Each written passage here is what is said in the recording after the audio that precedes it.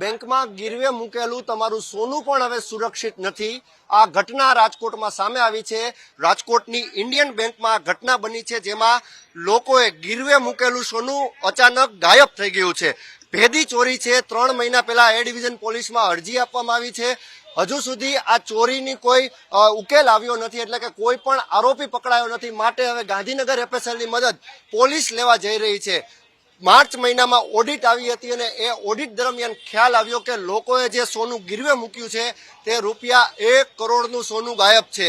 2 જેટલા કસ્ટમર પોતાનું સોનું છોડાવવા આવ્યા ત્યારે ખ્યાલ આવ્યો કે પોતાનું સોનું ચોરાઈ ગયું છે। એ સાંભળતા જ તેમને પગ નીચેથી જમીન સરકી ગઈ અને તેમને કહ્યું કે અમને અમારું સોનું પરત આપો। પોલીસને જાણ કરવામાં આવી અને બેંક તરફથી પણ પોલીસને જાણ કરવામાં આવી છે, પરંતુ જો ખરેખર બેંકો આ પ્રકારની પ્રવૃત્તિઓ કરશે તો લોકોને ભરોસો કરવો તો કોના ઉપર કરવો, એ પણ એક સૌથી મોટો સવાલ સામે આવ્યો છે। હાલ તો અત્યારે 7 જેટલા કર્મચારીઓનું એફએસએલ થવાનું છે, એટલે કે તમામ પ્રકારની પૂછપરછ થવાની છે। ત્યારે એ પૂછપરછ બાદ જ ખ્યાલ આવશે કે ખરેખર આ સોનું ગયું ક્યાં।